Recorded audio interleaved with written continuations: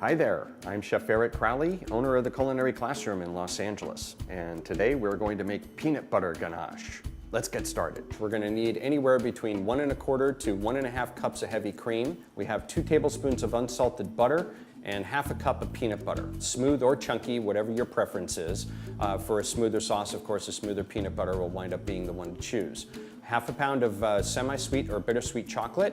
Name brands like Ghirardelli, Kaibo, Guittard will all work really, really well. The chocolate must be finely chopped. To start off with our preparation, we're going to take our 1 1/4 cups of cream and we're going to start to put it into a pot and bring it up to just below a boil, what pastry chefs call scalding. We're actually going to be looking for bubbles to come around the rim of the pot. Really important that you, of course, don't let the cream boil over, so when you start to heat it up, you want to keep an eye on it. If you need more time, just turn the heat on to like a medium low, because if you have your heat on too high, then it's going to heat up too rapidly. So while I'm heating up my cream, I'm going to go ahead and chop up the chocolate. I find that a bread knife or a serrated knife works really, really well for this particular task, and it's really important to get the chocolate chopped up, or a lot of chefs would even call it shaving. I'm going to take the tip of the knife and keep it in contact with the cutting board, use the back of the blade, and basically just lean down on the handle and just cut some pieces like this. Okay? The smaller you cut the pieces of chocolate, the faster it's going to melt. You can also move the chocolate around so you wind up getting a nice point. That winds up speeding up the chopping. It makes the pieces a lot easier to work. After I wind up chopping this, my cream is just starting to come to a scald. You can see some bubbling coming around the rim of the pot. I'm going to warm that up just a little bit more, and while I'm waiting for that, I'm going to wind up taking a bowl and I'm going to get my chocolate into it. Really important that before your chocolate goes into the bowl, you wind up making sure that the bowl is absolutely dry.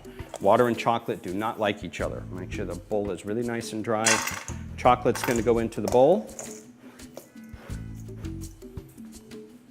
So this is our scalded cream. Might even start to get a little film or a skin on top. That's absolutely fine. Once it starts to get really nice and bubbly, I'm going to take the cream and I'm going to pour it over the chocolate.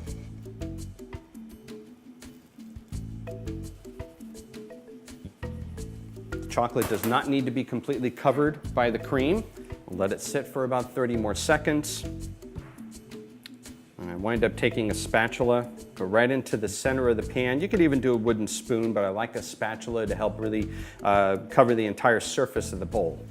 I'm going to take my spatula and start to slowly rotate it in a circular fashion, working my way from the center of the bowl to the outer edges. All we really have left now is just a little bit around the edge of the bowl. Bring that into the center. Our basic heavy cream and chocolate mixture, once it's absolutely melted, in order to get a much thinner, glazy consistency to it, we wind up putting in anywhere between 2 to 3 tablespoons of butter and stir that on in. And once the butter gets completely melted into this mixture, we're going to go ahead and refrigerate this just to chill it a little bit. Not to get it totally firm, but definitely to make it not quite as soupy as this. And now we're going to add in some peanut butter to make our peanut butter ganache. About 1/2 cup or so. A little bit more if you want more peanut butter flavor, a little bit less if you want less.